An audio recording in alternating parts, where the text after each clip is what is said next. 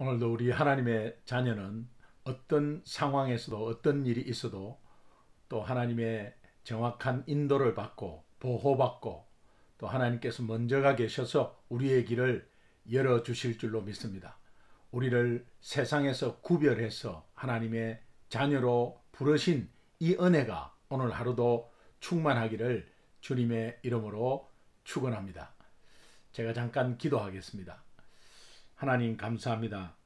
오늘도 주님 앞에 또 주님의 말씀 안에 들어왔습니다.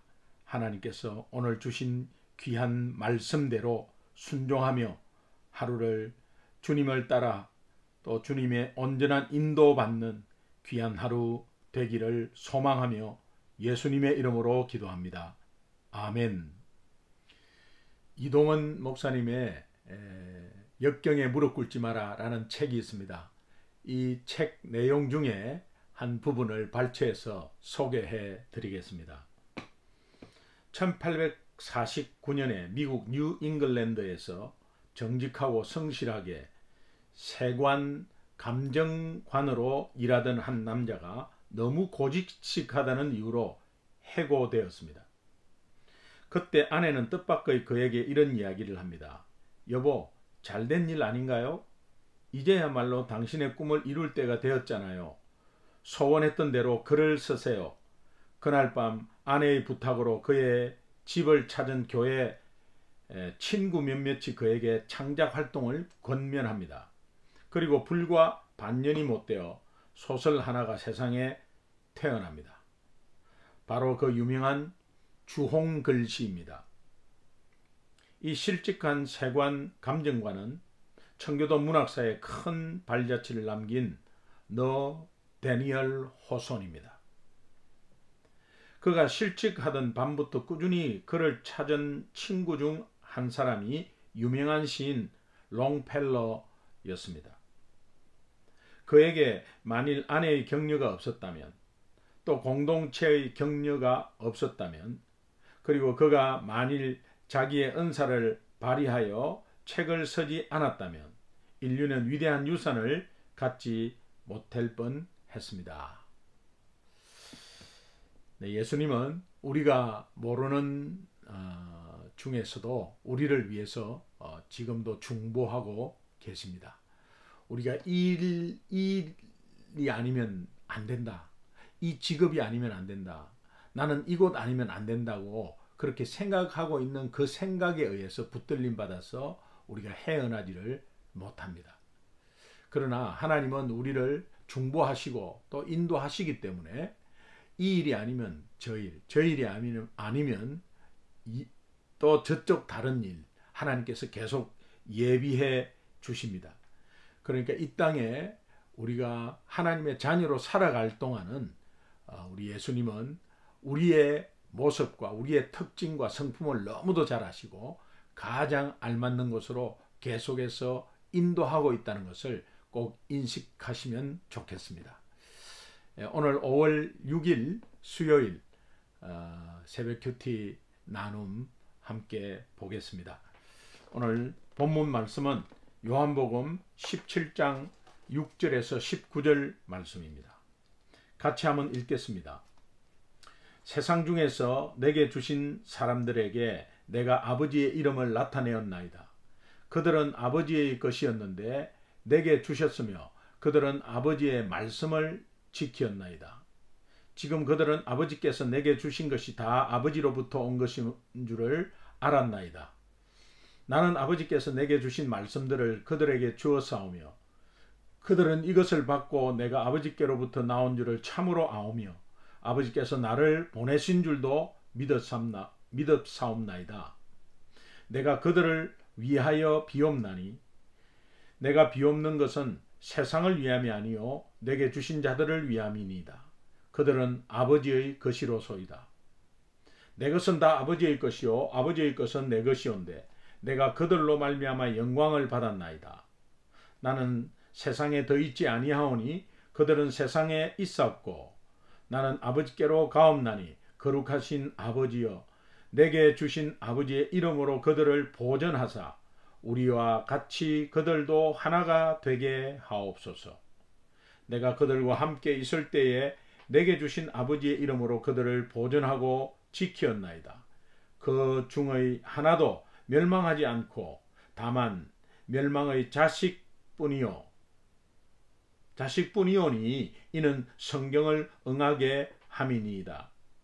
지금 내가 아버지께로 가오니 내가 세상에서 이 말을 하옵는 것은 그들로 내 기쁨을 그들 안에 충만히 가지게 하려 함이니이다.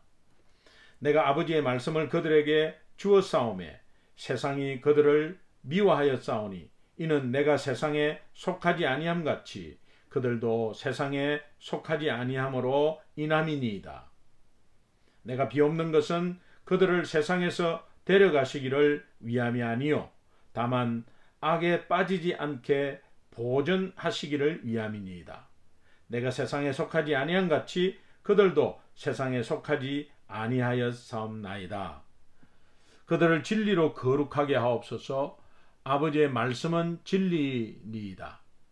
아버지께서 나를 세상에 보내신 것 같이 나도 그들을 세상에 보내었고 또 그들을 위하여 내가 나를 거룩하게 하오니 이는 그들도 진리로 거룩함을 얻게 하려 함이니이다. 아멘. 여러분은 누구에게 속해져 있습니까? 또 어디에 속한 사람입니까? 세상에 속해져 있습니까? 아니면 하나님 나라에 속해져 있습니까? 또 어디 누구에 의해서 속박되어 있습니까? 아니면 예수님에게 속해져 있습니까?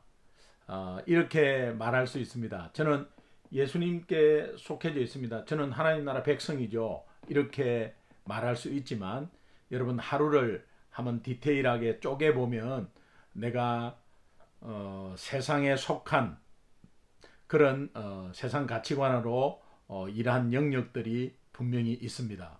그리고 또 예수님에게 속해 있지 않은 시간들이 있었습니다. 이런 것들을 한번 염두에 두면서 전체 우리 신앙생활의 전체를 그림을 그리는 것이 아니라 오늘 하루하루 내가 하나님께 속하지 않는 영역이 무엇인가, 또 내가 세상에 속해서 또 세상 가치관으로 있었던 영역은 어떤 것인가 라는 것을 좀 기억하면서 오늘 하루 주신 말씀 묵상해 보겠습니다. 먼저 6절을 보겠습니다. 세상 중에서 내게 주신 사람들에게 내가 아버지의 이름을 나타내었나이다. 이것은 표적을 행했다. 이제 그런 의미고 그 표적 중에 하나님이 드러났다는 의미입니다. 예수님의 사역의 목적이 하나님의 뜻을 행하는 것이고 하나님을 결국 나타내는 것이었습니다. 그래서 하나님 말씀을 전하는 그 가운데서 듣는 사람이 구원 얻게 하는 것이 예수님 사역의 목적이었는데 내가 아버지의 이름을 거기에서 나타내었다. 또 그들은 아버지의 것이었는데 내게 주셨으며 그들은 아버지의 말씀을 지켰나이다. 제자들에 대해서 지금 말하고 있습니다. 7절도 마찬가지입니다. 지금 제자들은 아버지께서 내게 주신 것이 다 아버지로부터 온 것인 줄 알았나이다. 예, 이게 예수님 사역의 이제 열매가 나타난 것이죠. 6절 7절을 결론적으로 다시 표현합니다. 다른 표현으로 8절입니다. 나는 아버지께서 내게 주신 말씀들을 그들에게 주었사오며 그들은 이것을 받고 내가 아버지께로부터 나온 줄을 참으로 아오며 아버지께서 나를 보내신 줄도 믿었사옵나이다. 이렇게 요약해서 다시 한 번 더 같은 말씀을 합니다. 9절은 이제 제자들을 위해서 이제 기도하시는 건데 내가 그들을 위하여 비옵나니 내가 비옵는 것은 세상을 위함이 아니요 이 세상은 제자와 반대입니다. 내게 주신 자들을 위함이니이다. 그들은 아버지의 것이로소이다. 하면서 10절에 내 것은 다 아버지의 것이요 아버지의 것은 내 것이온데 내가 그들로 말미암아 영광을 받았나이다. 그 열매를 가지고 이제 하나님과 예수님이 영광을 받았다는데 내가 다 아버지 것이요 아버지의 것은 내 것이다. 이것은 예수 그리스도가 하나님이심을 본인이 말씀하시는 것이고 예수 그리스도의 신성을 드러내는 구절입니다. 11절에 나는 세상에 더 있지 아니하오나 그들은 세상에 있사옵고 나는 아버지께로 가옵나니 거룩하신 아버지여 내게 주신 아버지의 이름으로 그들을 보전하사 우리와 같이 그들도 하나가 되게 하옵소서. 하나님과 예수님이 하나 되었듯이 예수님과 또 제자들이 하나 되게 하는 기도를 하는데 거기에 보전하다, 그들을 보전하사, 이 보전한다는 것은 그 다음 절에 나오는 지키었나이다 하는 것하고 같은 뜻입니다. 시선을 두다, 지키다, 보호하다, 보전하다. 12절에 내가 그들과 함께 있을 때에 내게 주신 아버지의 이름으로 그들을 보전하고 지키었나이다. 보전하고 지키었나이다. 이 강조점입니다. 그 중에 하나도 멸망하지 않고 다만 멸망의 자식뿐이요. 이것은 가론 유다의 배반을 말하고 가론 유다를 말합니다.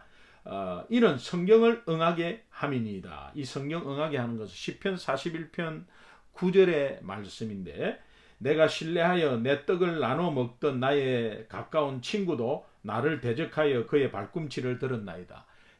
가론 유다의 배반을 이야기를 하면서 이것이 결국은 예언 속에서 응해진 말씀이다 라는 것을 말합니다. 13절에 지금 내가 아버지께로 가오니 내가 세상에서 이 마을 하옵는 것은 그들로 내 기쁨을 그들 안에 충만히 가지게 하려 함이라. 정말 이 예수님이 제자들을 위해서 하나님께 기도하는 것에 보전시켜달라.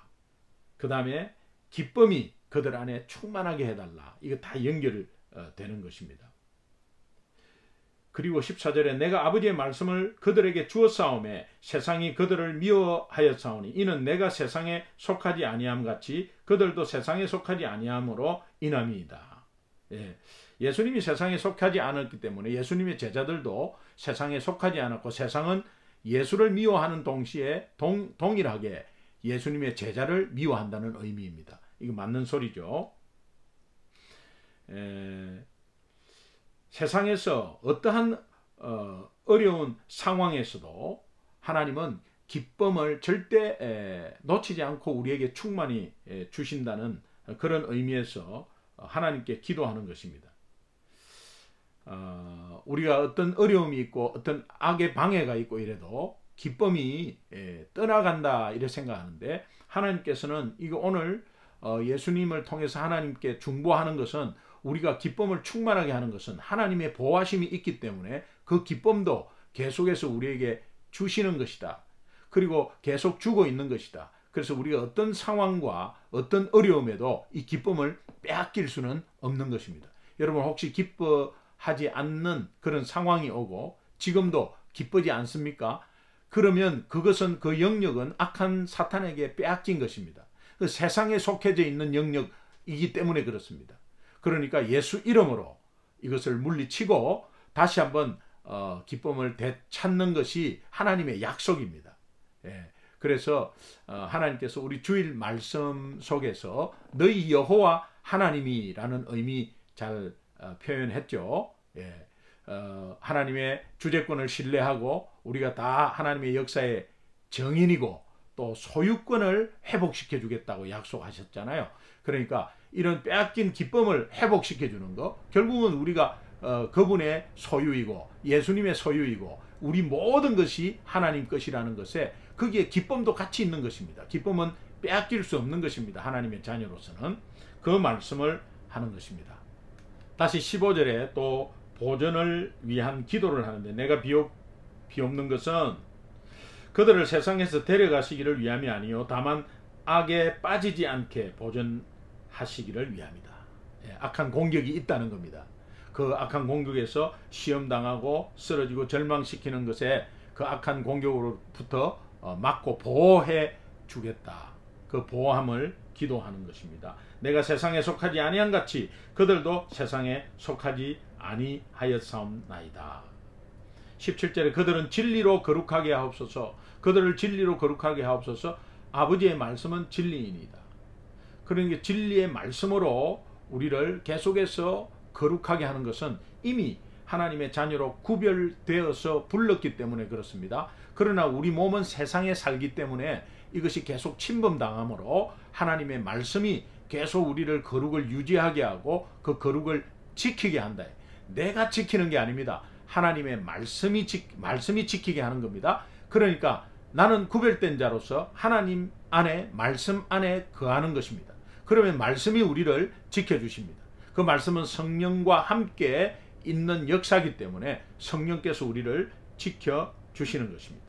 예수 그리스도의 복음을 전하는 자로서 계속해서 구별되게 하시는 이유는 뭐냐? 그들이 세상 가운데서 복음을 전하게 하는 것입니다. 그래서 파송합니다. 18절에 아버지께서 나를 세상에 보내신 것 같이, 예수님이 이 땅에 오신 목적이 영혼 구원이죠. 그런데 나도 그들을 세상에 보내었고 그 세상을 거룩하게 구별돼서 보낸 것은 세상을 구원하기 위한 도구로 삼으시려고 우리를 세상에 보내신 것입니다.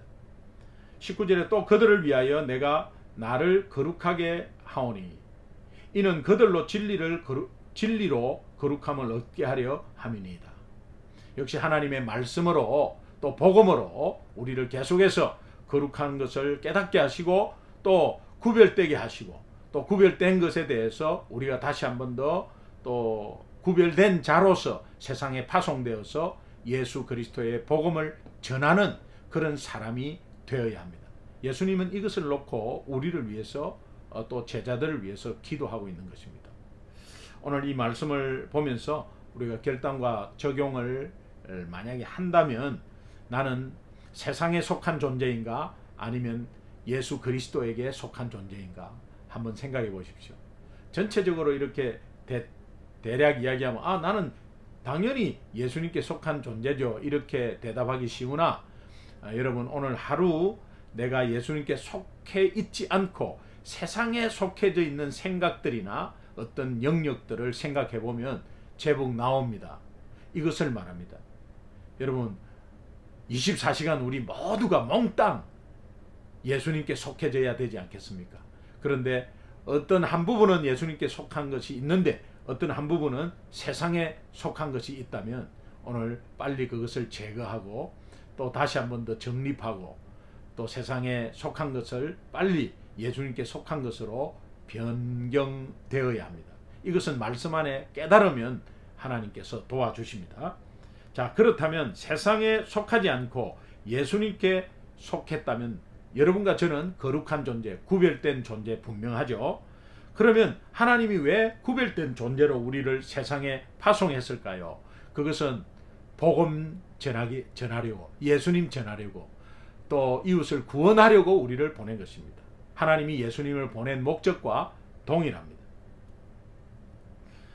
여러분이 복음 전파하는 순간 기쁨이 바로 그냥 충만하게 되어버립니다. 여러분 복음을 전하려고 한 마음을 먹기만 해도 기쁨이 오는 것을 아마 깨달을 수 있을 것입니다. 이 코로나 사태로 사람을 만나지 못하고 있습니다. 그러나 우리가 SNS를 통해서 또 이런 말씀의 은혜를 통해서 내가 전도 대상자에게 이렇게 영상도 보내준다든가 또 유튜브 주소를 좀 보내준다든가 또 카톡으로 좀 연결한다든가 또 페이스톡이나 이런 것으로 줌으로 이렇게 같이 복음 전하는 또 안부도 물을 겸 복음 전하는 역사가 있기를 소망합니다. 오늘 나도 예수님처럼 이렇게 중보할 사람이 없는가, 또 불신자 죽어가는 영혼에 대해서 내가 그 영혼 구원을 위해서 한번 기도할 사람은 없는가 한번 생각해 봤으면 좋겠습니다. 하나님은 우리를 보호해 주시고 또 인도해 주시고 우리의 연약함 가운데서도 만약에 하루가 10개 영역이 있다면 한 대여섯 개는 세상에 속해져 있고 서너 개가 예수님께 속해져 있다면 그것은 전체적인 것은 예수님께 속한 것이 아니잖아요. 그런데 우리가 예수님께 속해 있다고 착각할 때가 많습니다. 그러나 하나님은 기다리십니다. 또 우리를 위해서 중보하고 계십니다. 이 연약한 부분이 빨리 회복되기를 원하고 또 이것이 다시 한번 또 일어나서 이 영역 가운데서 하나님 나라가 확장되고 또 하나님이 함께 있는 회복된 이 부활의 영역들이 많아지기를 기도하고 있습니다. 오늘도 여러분 이 말씀 가운데서 한번 묵상하면서 나는 분명히 예수님께 속한 존재인데 속하지 않은 영역 찾아내어서 그것이 예수님께 속한 영역으로 바꾸시는 일을 한번 해보시기 바랍니다. 그럴 때 여러분 마음에 아마 굉장히 기쁨이 몰려올 겁니다.